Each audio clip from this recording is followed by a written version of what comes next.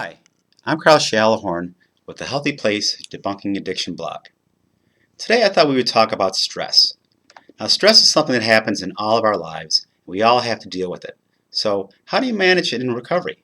Well, let me give you an example of a definition of what stress is. It's physical, mental, or emotional strain or tension. So basically, we can all identify with that. Now, there's basically two types of stress. Eustress, which is the good stress, and distress, which is the not so good stress. So you see, with eustress, it might be something like, you're going for a job interview, all right? And you're all kind of pumped up, you're a little nervous, you're a little stressed, but that's a good kind of stress. You want that stress because it's going to help you perform better. Distress, on the other hand, might be something that might happen if you miss your bus and you're going to be late for that job interview. That's distress. So there's really two different ways of looking at stress. So today we're going to explore actually more of the distress definition. So in active addiction, we deal with stress in a lot of unhealthy ways. Of course, using drugs and alcohol is probably one of the worst ways you can deal with stress. You see, if you do that, the stress isn't going to go anywhere. It's just going to get worse. So, for instance, you might have a long day at work and you say to yourself, you know what, I could really use a drink. Well, that isn't always the best thing to do because, once again, the stress isn't going to be taken care of that way. If anything, it's just masked by the use of the alcohol.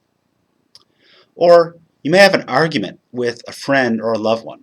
Very stressful experience. But once again, using drugs or alcohol will only make the situation worse, and thereby you're going to be in a situation where you're really not going to be able to deal with that very well. Also, you might have a physical ailment that could cause stress. You might have, for instance, you might have just learned that you might have diabetes, or you might have another health condition that needs to be addressed.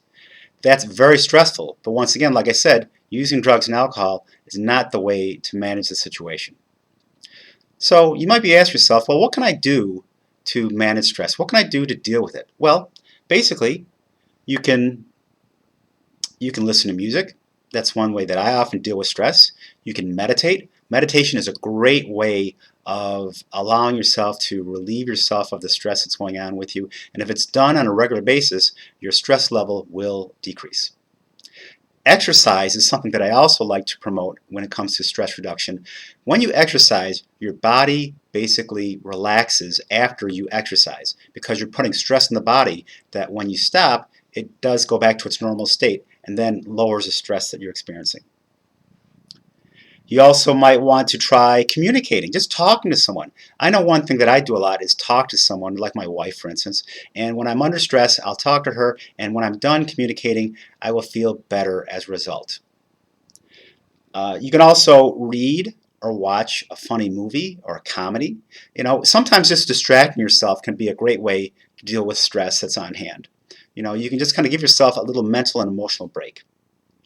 Now, the last thing you want to do is use drugs or alcohol. Like I said, that's something that is really going to make matters worse, and in many cases, you'll find yourself still having that stress there after the alcohol or drug is worn off. And you got to finally remind yourself that this too shall pass. Many situations that we're under that are stressful will eventually diminish or even go away with time. What might seem really critical in the moment doesn't necessarily have to be that way. Just give it a little time to pass, communicate, exercise, take that hot bath or shower, whatever you need to do to just manage the stress, and eventually it will get better. So hopefully these tips helped you, and I hope that you're able to use some of them in your daily practice. So thank you for watching. This is the Healthy Place Debunking Addiction blog, and I'm Carl Shalahorn.